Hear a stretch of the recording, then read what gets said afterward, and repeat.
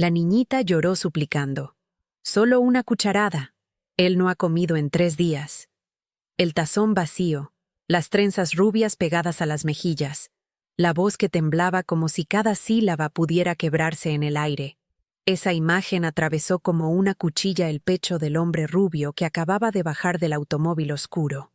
No había nombres en esa calle, ni señales que dijeran dónde quedaba, pero había una historia entera concentrada en un par de ojos claros y aflijos.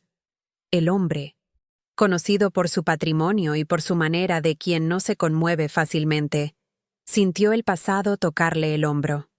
Y, como en ciertas mañanas en que el sol insiste por una rendija y cambia el color del cuarto, algo en él cambió de lugar. El pedido no era para la niña, era para su padre, también rubio, abatido en una cama improvisada en la sala, después de perder el trabajo por culpa de una secuencia de desgracias extrañas. Lo que la niña no decía en voz alta era que la mujer que controlaba la casa, la madrastra, rubia, impecable, siempre con la postura de quien ganó el derecho de mandar en el mundo, prohibía la entrada de cualquier ayuda que no pasara por sus manos. Decía que la caridad humilla, que el vecino se mete donde no debe y que la niña necesitaba aprender a ser fuerte. Llamaba fuerza al endurecimiento y confundía cuidado con dominio. Sus palabras siempre tenían el filo de una lección mal aprendida, como si la bondad fuera una debilidad que había que extirpar de raíz. La madre biológica de la niña no estaba allí. Hacía años que partiera en silencio, después de una enfermedad que se la llevó con rapidez, dejando un recuerdo que nunca dolía de la misma manera 2 veces. Un olor a ropa bien lavada, la manera como acomodaba las cobijas, y sobre todo, una cajita de música guardada en lo alto del armario, regalo de familia que la niña trataba como un pequeño altar de memoria. Siempre que la madrastra tocaba el tema, era para decir que la niña vivía del pasado y que eso la tornaba frágil. Nunca permitía fotografías por la casa, como si los retratos pudieran comprometer su autoridad. Era como si cada recuerdo de la verdadera madre fuera una amenaza a su reinado doméstico. El hombre rubio que asistía a la escena era, para todos, un millonario distante. Pero el retorno de él a esa región, después de años, tenía una razón que nadie conocía. Fue en esa misma vecindad, en tiempos de otra vida, que una mujer rubia, una profesora voluntaria en el hospital, le entregó una sopa cuando él era apenas un adolescente sin rumbo. No sabría reconocer el rostro de ella ahora, pero recordaba el modo como ella decía: «Come despacio, para que no doliera el estómago». Guardó aquella frase como quien guarda una llave, y nunca la gastó. En la mañana en que vio a la niña implorando por una cucharada, sintió que la cerradura de su propia historia había vuelto a quedar frente a él.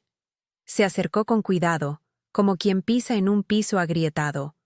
Ofreció comida, discretamente. La madrastra lo interceptó. Dijo que estaba todo bajo control, que el padre de la niña tenía manías, que rechazaba alimentos por capricho, que la niña melodramatizaba. Y agregó que extraños no deberían entrometerse en los asuntos de familia. Había una frialdad entrenada en el timbre, una elegancia cortante en los gestos, una envidia sibilante en las palabras siempre que la niña recordaba a la madre verdadera. Y, sin embargo, cuando el hombre miró a la niña y al padre, percibió que aquello no era capricho, era hambre y agotamiento. La madrastra continuó con su discurso perfectamente ensayado. «Mi esposo tiene tendencias depresivas. Usted sabe cómo son los hombres cuando se dejan caer». Y la niña, bueno, ella heredó esa tendencia al dramatismo de su madre biológica. «Yo trato de mantener la disciplina en esta casa, de enseñarles que la vida no es fácil y que no pueden depender siempre de la compasión ajena». Cada palabra era como una pequeña puñalada envuelta en seda. El hombre observó cómo la niña bajaba la cabeza cada vez más, como si las palabras de la madrastra fueran piedras que la hundieran. El padre, desde su cama improvisada, apenas levantaba los ojos, como si hubiera aprendido a volverse invisible para sobrevivir. Además, continuó la mujer con una sonrisa que no llegaba a sus ojos, no me parece apropiado que un extraño aparezca de la nada ofreciendo ayuda. En estos tiempos, uno nunca sabe las verdaderas intenciones de las personas. Prefiero manejar los asuntos de mi familia con la prudencia que merecen. El hombre rubio sintió un nudo en el estómago. No era solo el rechazo lo que lo molestaba, sino la manera como esta mujer había construido una prisión de palabras bonitas alrededor de esa familia. Se fue llevando consigo la inquietud, pero dejó en la portería un paquete de víveres con una nota sin firma. Para calentar el estómago. Come despacio. Esa noche, desde la ventana de su habitación en el hotel, el hombre no podía dejar de pensar en los ojos de la niña. Había algo en esa mirada que le recordaba a alguien. Pero la memoria se le escapaba como agua entre los dedos. Lo que sí sabía era que no podía simplemente marcharse y fingir que no había visto nada. Al día siguiente, la niña despertó temprano para intentar cocinar secretamente. Encendió el fuego escondida, pero fue descubierta. La madrastra apagó el fuego con dureza y, en un tono de corrección educada, explicó que alimentar al padre solo lo tornaría acomodado. Sus palabras resonaron en la cocina como sentencias, cada sílaba cargada de una autoridad que no admitía réplica. El hombre rubio, que observaba desde lejos, entendió que la batalla no sería ganada con un gesto aislado. Necesitaba encontrar la rendija por donde la luz entraría sin ser bloqueada. Pero por ahora, solo podía observar y planear, mientras el corazón se le partía un poco más cada vez que veía a esa niña luchar contra un sistema diseñado para quebrarla. La primera revelación vino cuando el hombre rubio descubrió, por medio de un antiguo conocido, que el padre de la niña había sido despedido no por incompetencia o enfermedad, sino por un falso reporte de faltas. Y el responsable del reporte era amigo íntimo de la madrastra. No era un crimen ruidoso, no había sangre ni golpes, pero había intención silenciosa de desestabilizar. ¿Estás seguro de eso, Miguel?, preguntó el hombre a su informante, un administrador jubilado que conocía los entresijos de las empresas locales. Completamente seguro, don Eduardo, respondió el anciano bajando la voz. Yo mismo vi los documentos cuando aún trabajaba en recursos humanos. Las faltas estaban inventadas. Las fechas no coincidían con los registros de entrada. Pero el jefe no quiso investigar más a fondo. Decía que tenía órdenes superiores. Eduardo sintió que algo frío le recorría la espalda. No era solo negligencia lo que había destruido a esa familia. Era sabotaje calculado. Movido por una curiosidad que se parecía al sentido del deber, comenzó a pagar de su propio bolsillo un médico de confianza para acompañar al padre, como si fuera un servicio comunitario. El médico, ético y discreto, constató que la debilidad venía de desnutrición y ansiedad, combinadas con una lesión leve maltratada que podría ser revertida con fisioterapia. Fue el primer acontecimiento que rompió la parálisis. Un diagnóstico claro, verdadero, incuestionable. La madrastra, irritada, trató de desacreditar al médico. Dijo que los médicos, dramáticos, ven enfermedad donde hay indisciplina. Pero, al ver a la niña acompañando al padre a las consultas, Eduardo percibió un cuidado tan meticuloso que le recordó el motivo por el cual admira a quienes cargan memorias con dignidad. «No entiendo por qué insiste en esta charada», le dijo la madrastra al médico durante una de las visitas. «Mi esposo siempre ha sido propenso a la autocompasión. Lo que necesita no son píldoras ni terapias, sino disciplina y responsabilidad». El doctor, un hombre de mediana edad con años de experiencia, la miró con calma profesional. «Señora, los análisis muestran claros signos de desnutrición. Esto no es una cuestión de actitud, sino de salud física. Su esposo necesita alimentación adecuada y tratamiento para recuperarse completamente». «¿Desnutrición?», replicó ella con una risa forzada. «Por favor, doctor, en esta casa nunca falta comida. Si él no come, es porque elige no hacerlo». No voy a permitir que mi familia sea vista como necesitada cuando simplemente se trata de caprichos. Eduardo, que había llegado justo a tiempo para escuchar esta conversación desde el pasillo, sintió que la máscara de la mujer comenzaba a resquebrajarse. No era solo control lo que ejercía sobre la familia. Era una negación sistemática de la realidad que se adaptara a su narrativa. La segunda revelación vino en una conversación de pasillo. Una vecina comentó, en voz baja, que había oído a la madrastra exigiendo al antiguo jefe que terminara cualquier posibilidad de recontratación del padre, bajo pena de revelar ciertos secretos de la empresa. No había gravedad penal allí, pero había chantaje susurrado. El tipo de manipulación que envenena sin dejar marcas visibles. ¿Qué tipo de secretos?, preguntó Eduardo a la vecina, una mujer mayor que parecía conocer todos los chismes del barrio. Bueno, no se sabe exactamente, respondió ella mirando hacia ambos lados antes de continuar. Pero se dice que ella tiene información sobre algunas irregularidades en los contratos. Nada grave, usted entiende. Pero suficiente para poner incómodo a cualquier jefe que quiera mantener su reputación intacta. Eduardo comenzó a reunir relatos discretamente, sin involucrar a la niña, para no ponerla en conflicto directo. Cada pieza de información era como un fragmento de un rompecabezas que mostraba un patrón cada vez más claro de manipulación sistemática. El segundo acontecimiento decisivo se instaló cuando la niña, barriendo la sala, notó que la cajita de música había desaparecido de lo alto del armario. La madrastra, al ser cuestionada, dijo que las antigüedades atan a la gente al pasado y que había donado el objeto. La niña se mordió el labio para no llorar, recordando el rostro de la madre, y hubo esa tarde una especie de luto silencioso. Era más que la pérdida de un objeto. Era la eliminación deliberada de su último vínculo tangible con su madre biológica. ¿Por qué la donaste sin preguntarme?, murmuró la niña con la voz quebrada. Porque soy tu tutora legal, y sé lo que es mejor para ti, respondió la madrastra con firmeza. Esa cajita solo te mantenía viviendo en el pasado. Es hora de que aprendas a mirar hacia adelante, hacia el futuro que estoy construyendo para esta familia. Pero era de mamá, susurró la niña. Tu madre ya no está aquí, cortó la mujer secamente. Yo soy quien está aquí, quien te cuida, quien se preocupa por tu bienestar. Esa obsesión con los recuerdos no es saludable. Un día me lo agradecerás.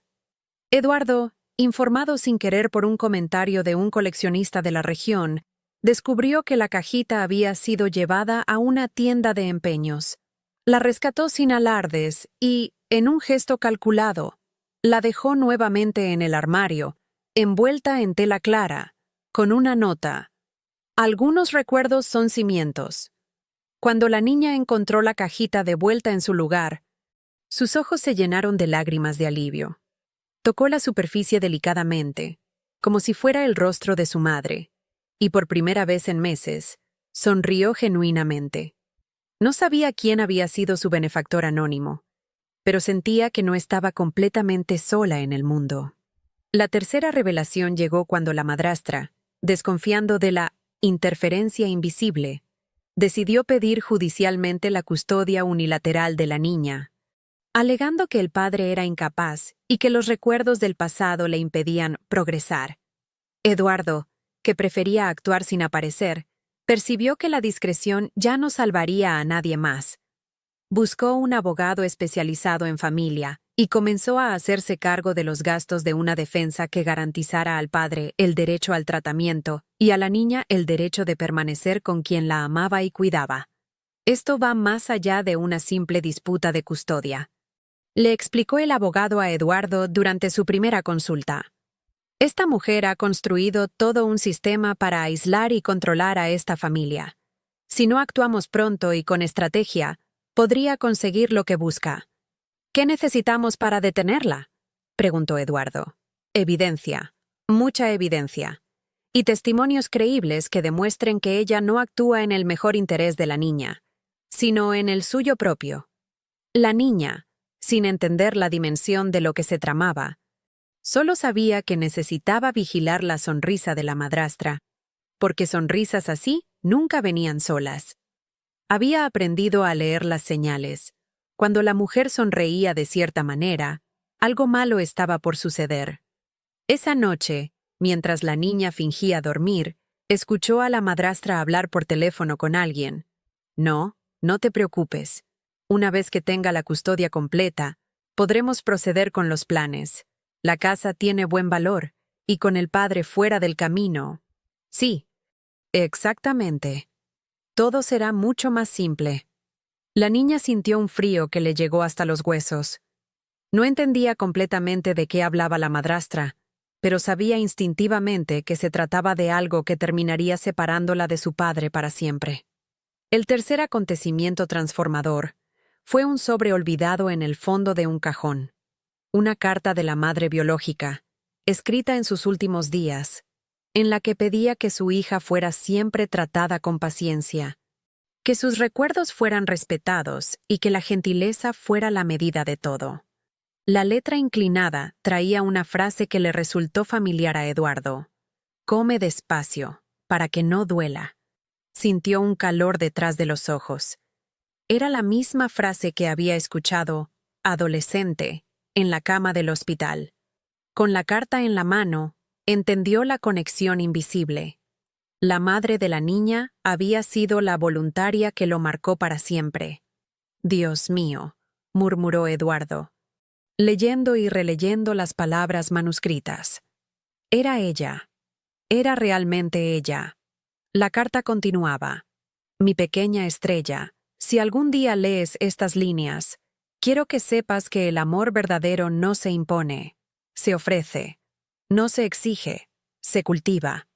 Y cuando alguien te diga que olvides, recuerda que los recuerdos hermosos son semillas que florecen en el momento exacto en que más las necesitas.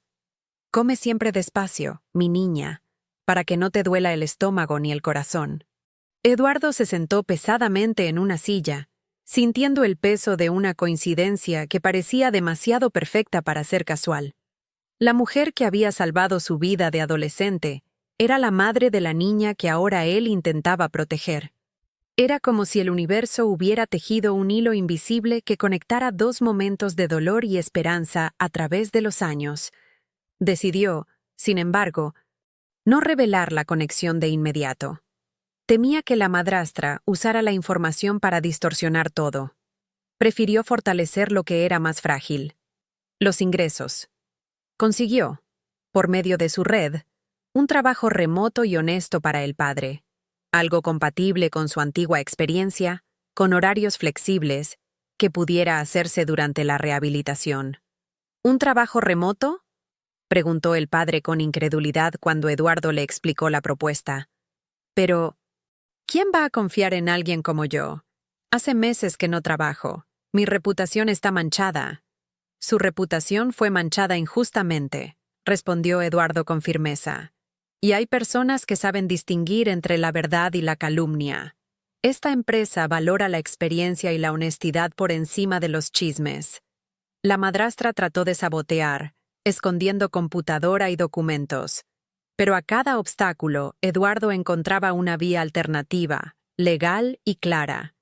Era como un juego de ajedrez, donde cada movimiento de ella era anticipado y contrarrestado. No entiendo por qué insistes en este proyecto ridículo, le dijo la madrastra al padre una mañana. ¿Trabajo remoto? ¿Para alguien en tu condición? Es una pérdida de tiempo. Deberías concentrarte en mejorar tu actitud antes de pretender trabajar. Mi actitud está mejorando cada día, respondió el padre con una firmeza que hacía meses no se escuchaba en su voz. Y este trabajo me dará la oportunidad de contribuir de nuevo a esta familia. ¿Contribuir?, se rió ella. Lo único que necesitas contribuir es menos dramatismo y más realismo. Pero si insistes en esta fantasía, no esperes mi apoyo cuando fracase. El cuarto acontecimiento que hizo avanzar la trama fue una visita programada de una trabajadora social. La niña, sin acusar a nadie, contó del desaparecimiento y retorno de la cajita de música, del paquete de víveres que había aparecido en la portería y de la manera como el padre había vuelto a comer pequeñas porciones. Despacio, para que no duela. La palabra, despacio, se convirtió en sinónimo de cuidado, y la asistente registró que había esfuerzo real de recuperación. También anotó que la madrastra obstaculizaba soluciones y que había un patrón controlador en la casa. No era una denuncia estridente. Era observación criteriosa. ¿Y cómo se siente usted en esta casa, querida?, preguntó la trabajadora social a la niña durante una entrevista privada. La niña dudó un momento, mirando hacia la puerta cerrada. A veces me siento como si fuera invisible, como si mis sentimientos no importaran. Mi madrastra dice que soy dramática cuando hablo de mi mamá verdadera, pero yo solo quiero recordarla. ¿Y su padre? ¿Cómo es la relación con él? Los ojos de la niña se iluminaron por primera vez durante la conversación. Papá me entiende. Él también extraña a mamá, pero ahora está mejorando. Está comiendo más y hasta sonríe a veces. Dice que vamos a estar bien, que solo necesitamos tiempo. La trabajadora social tomó notas meticulosas, observando no solo las palabras, sino también el lenguaje corporal de la niña. La diferencia en su postura cuando hablaba de su padre versus cuando mencionaba a la madrastra era notable. La quinta revelación llegó cuando el antiguo jefe del padre, presionado por quien lo tenía sujeto por el cuello invisible, se cansó. Llamó a Eduardo para una conversación franca, sin saber quién era él de hecho para esa familia. «Mire, señor», comenzó el jefe con evidente incomodidad. «No puedo seguir con esto en mi conciencia. Es cierto que inventé las faltas de Juan Carlos. Esa mujer, ella sabía cosas, tenía información que podría comprometerme con la junta directiva». «¿Qué tipo de información?», preguntó Eduardo, aunque ya sospechaba la respuesta. «Errores administrativos del pasado. Nada criminal, pero suficiente para manchar mi historial. Me presionó hasta que cedí. Nunca debí hacerlo. Es un hombre trabajador y honesto». Eduardo escuchó sin amenazas. Y propuso un acuerdo decente. El jefe haría una declaración por escrito, reconociendo la idoneidad del padre y la falsedad del reporte de faltas. A cambio, Eduardo financiaría un programa de entrenamiento para el equipo, de manera que los errores no se convirtieran en monedas de cambio. El acuerdo se firmó esa misma tarde. El quinto acontecimiento fue la ida del padre a la primera sesión de fisioterapia, sin sentir vergüenza. Volvió cansado, pero con un cansancio bueno, que olía a posibilidad. La niña, al verlo ejercitar la mano para abrir y cerrar lentamente, recordó la manera como la madre despeinaba ligeramente sus cabellos rubios, como quien dice, «Tú puedes». El padre lloró sin esconderse, y eso también fue un progreso, el derecho de llorar frente a la hija sin pedir disculpas. La madrastra, viendo la escena, apretó los labios. Notó que la autoridad que ejercía había comenzado a nacer de un miedo secreto, el de que la niña, fortalecida, recordara demasiado a la madre y a quien realmente era. «¿Por qué lloras, papá?», preguntó la niña con ternura, acercándose a él después de la sesión. «Lloro porque estoy feliz, mi amor», respondió él abrazándola. «Hace mucho tiempo que no sentía esperanza, y ahora, poco a poco, siento que podemos volver a ser una familia de verdad». «¿Una familia sin gritos?», preguntó ella con inocencia. «Una familia con amor», respondió él, besando su frente. «Como tu mamá habría querido». La madrastra, que había escuchado la conversación desde la puerta, sintió algo que no había experimentado en años. Miedo real. No era solo su autoridad lo que estaba en juego, sino toda la estructura de control que había construido tan cuidadosamente. Si el padre se recuperaba completamente, si la niña recuperaba su fuerza, ¿qué lugar quedaría para ella? Esa noche, después de que todos durmieran, la madrastra sacó su teléfono y marcó un número que tenía guardado para emergencias. «Necesitamos acelerar el proceso», susurró. «Las cosas se están saliendo de control. Sí, la custodia, pero también los otros asuntos. Si no actuamos pronto, Vamos a perder todo. Lo que ella no sabía era que Eduardo, siempre precavido, había instalado discretamente un pequeño dispositivo de grabación en las áreas comunes de la casa. Cada palabra de esa conversación nocturna quedó registrada, y al escucharla al día siguiente, Eduardo supo que la batalla final estaba por comenzar. La madrastra no era solo una mujer controladora, era alguien que había orquestado sistemáticamente la destrucción de esa familia para beneficio propio. Y ahora, sintiéndose acorralada, estaba dispuesta a acelerar sus planes, sin importar el daño que causara. La sexta revelación llegó el día de la audiencia de custodia. La madrastra llegó con un discurso de eficiencia y una carpeta organizada como vitrina. Habló de números, de horarios, de reglas. El abogado del padre presentó la carta de la madre, la declaración del antiguo jefe, el reporte de la trabajadora social y el diagnóstico médico. Eduardo permaneció al fondo de la sala. Cuando le preguntaron sobre su participación, dijo solamente que había financiado el tratamiento y la defensa por considerar que la comunidad tiene responsabilidad ética mutua. No citó a la madre de la niña. En la sala, el aire se volvió denso. Lo que venció allí no fue el discurso educado, sino el conjunto de pequeñas verdades que se sumaban. Su señoría, comenzó la madrastra con su voz más convincente. He dedicado años de mi vida a esta familia. He mantenido la disciplina, la estructura, el orden que tanto necesitaban después de la pérdida de la madre biológica. El padre, como pueden ver en los expedientes que he preparado, ha mostrado patrones de comportamiento errático, depresión severa y una incapacidad crónica para mantener responsabilidades básicas. Desplegó documentos perfectamente organizados, cada uno con anotaciones hechas a mano con letra impecable. Aquí tengo registros de los días que se negó a levantarse de la cama, las comidas que rechazó, las citas médicas que no cumplió. Y la niña, influenciada por esta inestabilidad, ha desarrollado una obsesión malsana con el pasado que impide su desarrollo emocional saludable. El juez escuchó atentamente, pero cuando llegó el turno del abogado del padre, la narrativa comenzó a cambiar. Su señoría, los registros que presenta la demandante son unilaterales y carecen de contexto médico profesional. Lo que ella interpreta como pereza es en realidad desnutrición documentada. Lo que llama obsesión con el pasado es el derecho natural de una niña a recordar a su madre fallecida.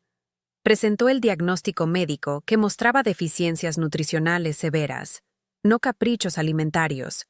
La declaración del antiguo jefe que admitía haber falsificado el reporte de faltas bajo presión. Y finalmente, la carta manuscrita de la madre biológica, que el juez leyó en silencio mientras sus cejas se alzaban progresivamente. Esta carta, dijo el juez dirigiéndose a la madrastra, fue escrita por la madre biológica de la menor. ¿Por qué no fue mencionada en sus alegatos? ¿Tenía conocimiento de su existencia? La madrastra palideció visiblemente. Yo, señor juez, esa carta representa exactamente lo que he estado tratando de corregir. Una madre enferma llenando la cabeza de una niña con sentimentalismos que... ¿Sentimentalismos?, interrumpió el juez. ¿Considera sentimentalismo que una madre moribunda pida paciencia y gentileza para su hija? Fue entonces cuando Eduardo se dio cuenta de que había llegado el momento de la revelación más grande. Se puso de pie y pidió permiso para hablar. El juez, intrigado por este misterioso benefactor, le concedió la palabra. Su señoría, comenzó Eduardo con voz clara pero cargada de emoción. Hay algo que no he mencionado hasta ahora, porque no quería que pareciera que mis acciones estuvieran motivadas por intereses personales. Hizo una pausa, mirando a la niña y luego al padre. Hace 20 años, yo era un adolescente enfermo y abandonado en el hospital municipal. Una voluntaria rubia, una maestra que donaba su tiempo libre para cuidar pacientes sin familia, me salvó la vida. No solo con medicina, sino con palabras de esperanza. La sala quedó en completo silencio. Eduardo continuó.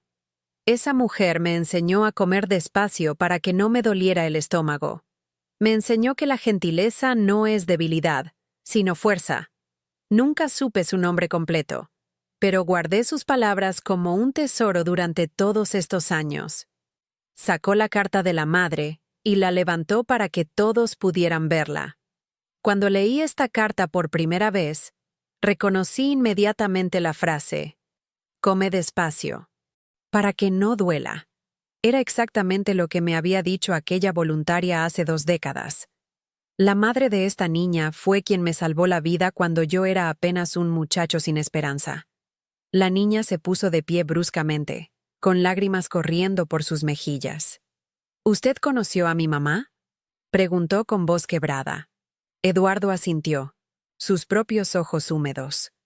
Tu madre me enseñó que el amor verdadero se demuestra cuidando a otros, especialmente a los más vulnerables.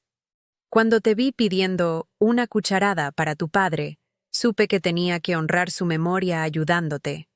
El padre, desde su silla, también lloraba. Por primera vez entendía por qué este extraño había aparecido en sus vidas como un ángel guardián. No era casualidad. Era el círculo del amor completándose a través del tiempo. Pero la revelación más impactante aún estaba por venir. Eduardo respiró profundamente antes de continuar. Su señoría, hay algo más. Durante mis investigaciones sobre esta familia, descubrí que la demandante no solo ha estado manipulando la situación económica y emocional de esta familia, sino que tiene motivaciones mucho más profundas y oscuras. Se dirigió hacia la madrastra, que ahora temblaba visiblemente. ¿Verdad que tiene algo que confesar sobre los seguros de vida de la madre biológica? La madrastra se puso pálida como el papel. No sé de qué habla, murmuró. Eduardo sacó una carpeta de documentos. Tengo aquí las pólizas de seguro de vida que la madre biológica había contratado años antes de su enfermedad. Pólizas que nombraban como beneficiaria única a su hija menor de edad, con el padre como administrador, en caso de que algo le sucediera. El juez se inclinó hacia adelante, claramente intrigado. ¿Y qué tiene que ver esto con la demandante? Su señoría, después de casarse con el padre, la demandante logró que él, en un momento de vulnerabilidad emocional, firmara documentos que transferían la administración de esos seguros a ella. Le dijo que era por el bien de la familia, que ella tenía más experiencia financiera. La madrastra se puso de pie bruscamente. Eso es completamente legal. Yo soy parte de esta familia. Legal, sí, continuó Eduardo, pero profundamente inmoral. Especialmente cuando consideramos que usted ha estado sistemáticamente debilitando al padre y manipulando las circunstancias para obtener la custodia completa de la niña. Una vez que tuviera esa custodia, tendría control total sobre una herencia considerable que nunca le perteneció. El silencio en la sala era ensordecedor. Eduardo continuó revelando la verdad. Los accidentes y desgracias que llevaron al padre a perder su trabajo no fueron casualidad. La enfermedad repentina que empeoró su condición no fue natural progresión de la depresión. Todo fue cuidadosamente orquestado. Sacó más documentos. Tengo aquí registros de pagos que la demandante hizo a diferentes personas, al supervisor que falsificó el reporte laboral, al médico que inicialmente diagnosticó pereza en lugar de desnutrición, incluso a vecinos para que extendieran rumores sobre la incapacidad del padre. La madrastra estaba ahora visiblemente desesperada. «Esto es ridículo. No pueden probar nada de eso». «¿No?», respondió Eduardo con calma. «También tengo grabaciones de sus conversaciones telefónicas nocturnas, donde discute abiertamente sus planes para acelerar el proceso y eliminar obstáculos. Grabaciones donde admite que una vez que tenga control total, podrás proceder con los planes relacionados con las propiedades y seguros». El juez pidió que se reprodujeran las grabaciones. La voz de la madrastra llenó la sala.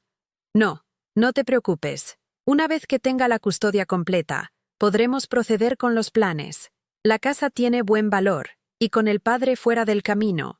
Sí, exactamente. Todo será mucho más simple». La niña miró a la madrastra con una mezcla de horror y comprensión. Finalmente entendía por qué nunca se había sentido segura en su propia casa. ¿Por qué sus recuerdos de su madre eran constantemente atacados?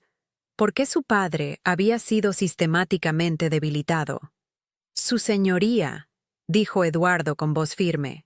Esta mujer no es una madrastra preocupada por el bienestar de su familia adoptiva.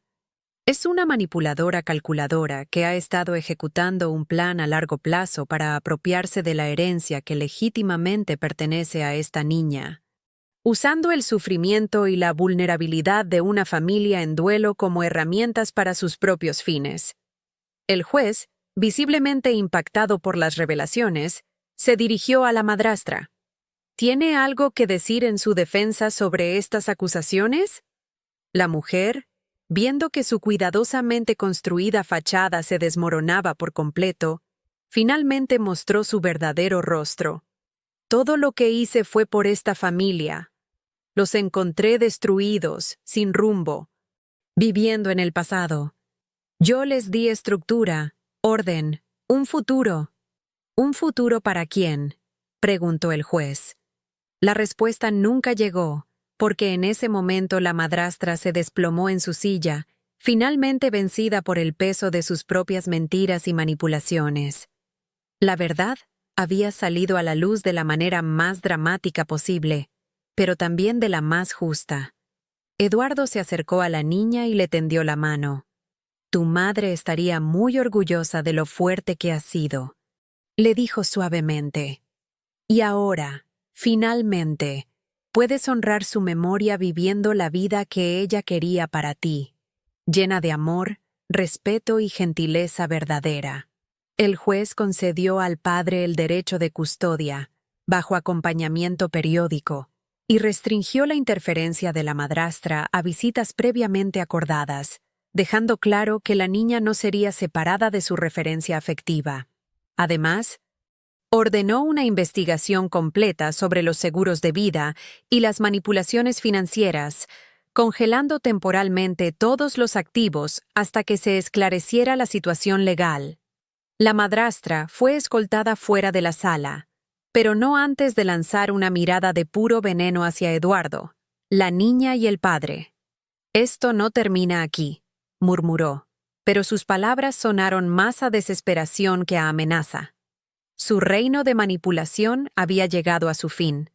El acontecimiento decisivo fue la mudanza de la niña y el padre a un pequeño apartamento alquilado con ayuda temporal de Eduardo. Era simple, pero tenía luz. La primera cosa que hicieron fue encontrar un estante para la cajita de música. El padre, avergonzado por aceptar apoyo, escuchó de su hija que la ayuda no humilla cuando es para ponerse de pie. Papá, le dijo la niña mientras desempacaban sus pocas pertenencias. ¿Crees que mamá estaría orgullosa de nosotros? El padre se detuvo, una camiseta a medio doblar en sus manos, y miró a su hija con ojos llenos de amor. Creo que tu mamá está muy orgullosa, mi amor. Nos enseñó a ser fuertes sin perder la gentileza, y eso es exactamente lo que hemos hecho. Eduardo, discretamente, envió una cesta con utensilios básicos. No había lujo, había la dignidad de lo esencial, y una tarjeta escrita a mano. Algunas cosas se aprenden despacio. Y permanecen, hasta. Durante las primeras semanas en el nuevo hogar, la sanación fue gradual pero constante. El padre comenzó su trabajo remoto con nerviosismo, pero pronto descubrió que sus habilidades no habían desaparecido. Solo habían estado dormidas bajo capas de manipulación y desánimo. ¿Sabes qué es lo más hermoso de todo esto?, le comentó a la niña una tarde mientras trabajaba en su computadora. Por primera vez en años, siento que tengo control sobre mi propia vida. No hay nadie diciéndome que soy incapaz o que estoy dramatizando. La niña, que estaba haciendo sus tareas en la mesa del comedor, levantó la vista y sonrió. A mí me pasa igual, papá. Ya no tengo que esconder que extraño a mamá. Puedo hablar de ella sin que nadie me diga que vivo en el pasado. Eduardo visitaba regularmente, ya no como una sombra misteriosa, sino como un amigo de la familia. La conexión con la madre de la niña había creado un vínculo especial. Pero más allá de eso, había desarrollado un cariño genuino por padre e hija. ¿Puedo preguntarte algo sobre mamá?, le dijo la niña a Eduardo durante una de sus visitas. Por supuesto, querida. Pregunta lo que quieras. ¿Cómo era ella en el hospital? ¿Era tan gentil como yo la recuerdo? Eduardo sonrió con ternura. Era exactamente como tú la recuerdas. Y aún más. Tenía una manera de hacer que las personas se sintieran importantes. No importaba lo enfermas o asustadas que estuvieran. Me trataba como si fuera su propio hijo, con esa paciencia infinita que solo tienen las madres especiales. ¿Te dijo alguna vez algo sobre mí? No sabía que existías entonces, pero siempre hablaba de sus sueños de tener una familia donde el amor fuera lo más importante. Decía que quería criar hijos que entendieran que la verdadera fuerza viene de cuidar a otros, no de controlarlos. La niña abrazó a Eduardo espontáneamente. Gracias por ayudarnos a recordar quiénes somos realmente. Mientras tanto, las investigaciones legales revelaron la extensión completa de las manipulaciones de la madrastra. No solo había orquestado la pérdida del trabajo del padre y manipulado su estado de salud, sino que había estado desviando fondos de los seguros de vida hacia cuentas personales, planeando eventualmente reclamar que los gastos familiares habían agotado el dinero. Es increíble lo elaborado que era su plan, le comentó el abogado a Eduardo. Si no hubieras intervenido cuando lo hiciste, probablemente habría logrado obtener control total sobre la herencia de la niña, y tanto ella como el padre habrían quedado sin nada. Lo importante, respondió Eduardo, es que fueron detenidas sus maquinaciones antes de que fuera demasiado tarde. El abogado asintió. Ahora las autoridades están considerando presentar cargos por fraude y manipulación financiera. Sus víctimas no fueron solo esta familia. Encontramos evidencia de que había hecho cosas similares en situaciones anteriores. La revelación de que la madrastra era una manipuladora en serie fue impactante, pero también tranquilizadora para el padre y la niña. No habían sido víctimas por algún defecto personal. Habían sido blancos porque eran vulnerables y tenían algo que ella quería.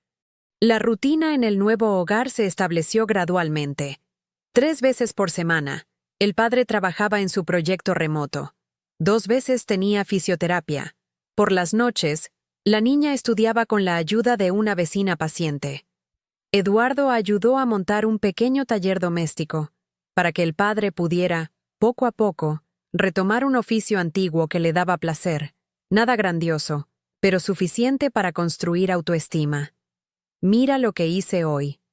Le mostró el padre a la niña una tarde, sosteniendo una pequeña caja de madera que había tallado con sus propias manos. Está hermosa, papá. ¿Es para mí? Es para guardar las cartas de tu mamá y cualquier otro recuerdo especial que quieras conservar. Pensé que merecías un lugar especial para las cosas que más amas. La niña lloró de felicidad. No eran lágrimas de tristeza como las que había derramado durante tantos meses, sino lágrimas de gratitud pura. Su padre estaba realmente regresando a ella, no solo físicamente, sino emocionalmente.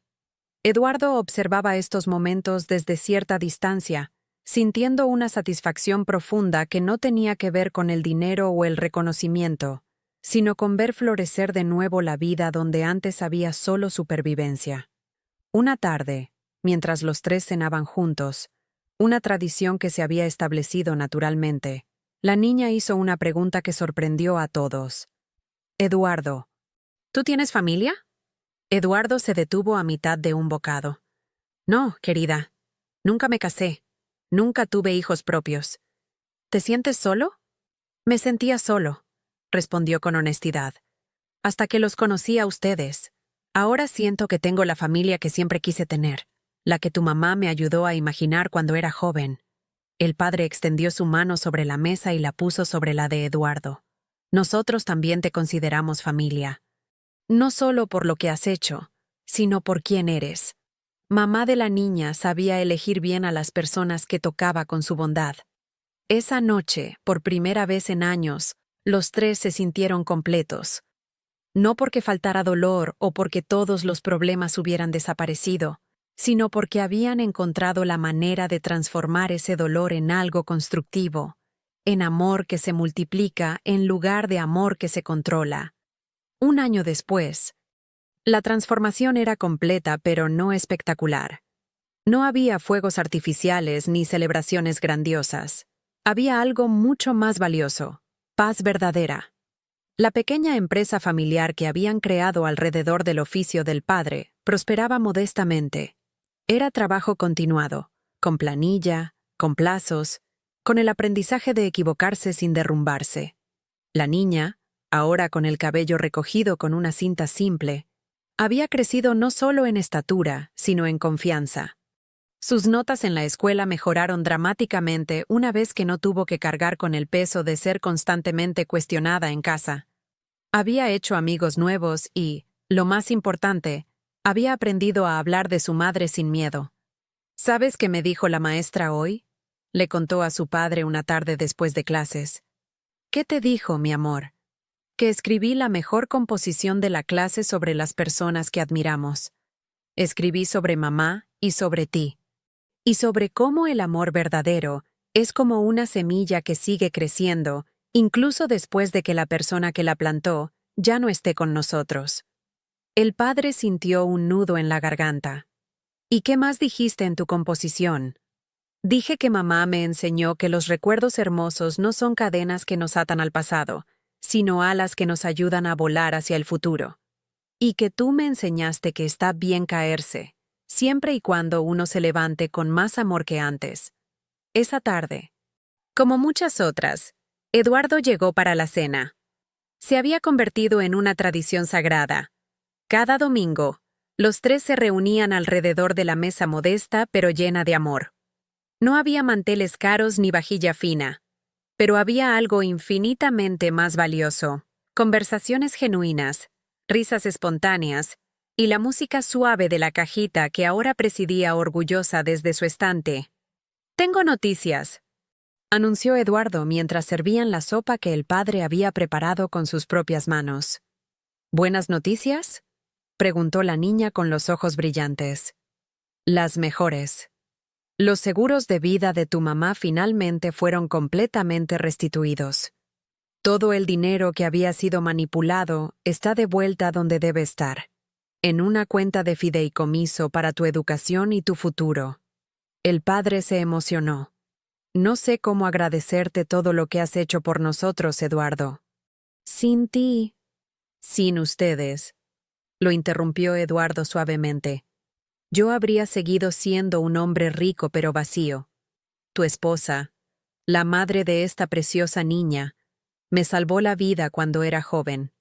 Ustedes me dieron la oportunidad de honrar ese regalo encontrando propósito en la mía». La niña se levantó y abrazó a Eduardo. «¿Sabes qué creo? ¿Qué crees, mi estrella? Creo que mamá sabía que algún día nos ayudarías.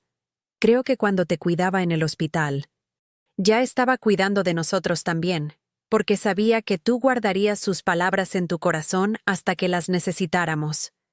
Eduardo sintió lágrimas corriendo por sus mejillas. «Puede ser que tengas razón. Tu mamá era muy sabia». 6 meses después, llegó una carta inesperada. Era de la madrastra, escrita desde un centro de rehabilitación psicológica donde estaba recibiendo tratamiento ordenado por el tribunal. La carta era diferente a todo lo que habían escuchado de ella antes.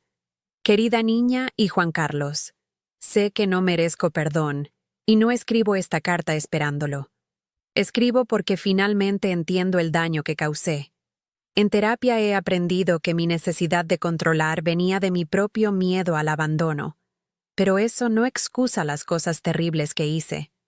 Ustedes merecían amor, no manipulación.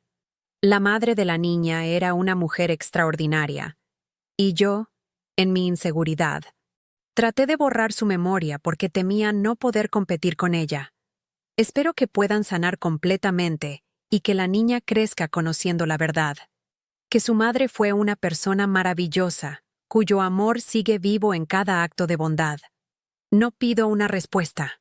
Solo quería que supieran que acepto completamente la responsabilidad por mis acciones». Después de leer la carta, La niña fue la primera en hablar.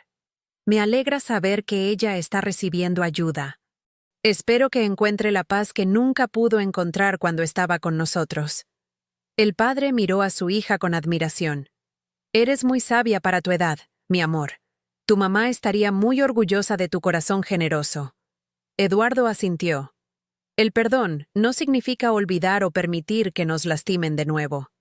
Significa liberar nuestro corazón del veneno del resentimiento para que pueda llenarse de cosas mejores. En el clímax emocional de este capítulo final, la historia retornó al punto de partida, pero con todas las piezas reorganizadas. La niña ya no necesitaba implorar por una cucharada, porque la cocina tenía olla, estufa, despensa razonable y una memoria convertida en norte. Una noche especial, el padre preparó sopa por iniciativa propia, la misma receta que solía hacer la madre de la niña. Eduardo se acercó a la ventana, como quien no quiere interrumpir un ritual sagrado. La madrastra, distante y en proceso de sanación, ya no dictaba el ritmo ni la agenda de la casa. El pasado no había sido borrado, finalmente había sido comprendido como cimiento. La alegría que cerró esa noche no fue ruidosa, fue plena, como aquella primera cucharada que no dolió en el estómago, y que, más que alimentar, devolvió nombres íntimos a las cosas: hogar, mesa, cuidado. No había vencedores exhibidos, ni derrotas humilladas. Había la restauración de lo que el control casi se lleva: la identidad de la niña, el lugar del padre, el valor de los recuerdos de la madre. ¿Sabes qué es lo más hermoso de nuestra historia?, le preguntó Eduardo a la niña mientras ella acomodaba la cajita de música antes de dormir. ¿Qué?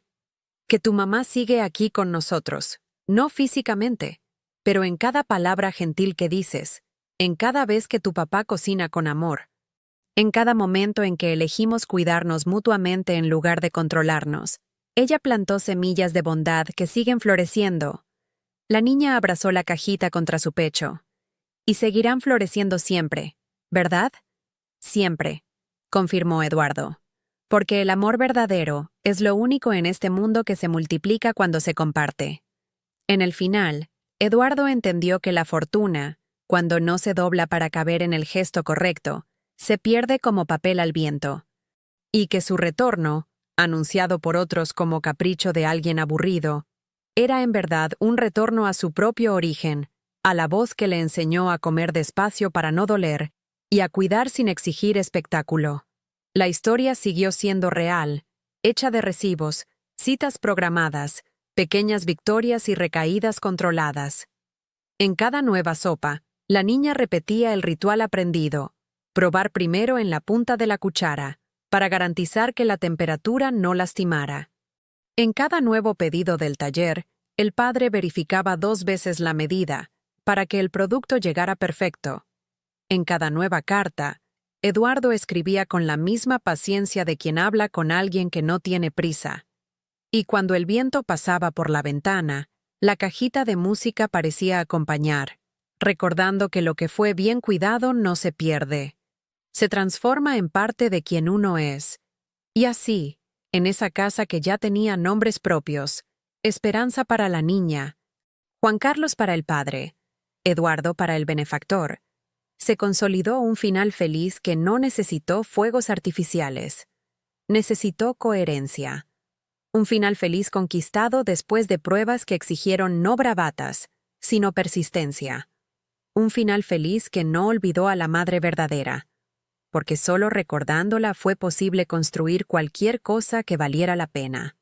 Queridos amigos que han acompañado esta hermosa historia hasta el final, espero que hayan sentido en sus corazones el mismo calor que Eduardo, la niña y su padre encontraron juntos. Como la cajita de música que nunca dejó de sonar, el amor verdadero siempre encuentra la manera de regresar a nosotros cuando más lo necesitamos. Si esta historia tocó algo especial en tu alma, te invito a que la compartas con alguien que necesite recordar que los milagros no siempre llegan con estruendo. A veces, llegan despacio, como una cucharada de sopa tibia en una tarde fría. Déjanos un comentario contándonos cuál fue tu momento favorito de esta historia. Dale like si crees que el amor siempre vence al control. Y suscríbete para más historias que celebran la bondad humana. Recuerda, en un mundo que a veces parece lleno de frialdad, tú puedes ser la persona que enseña a alguien a comer despacio para que no duela. Hasta la próxima historia, y que la gentileza sea siempre tu superpoder.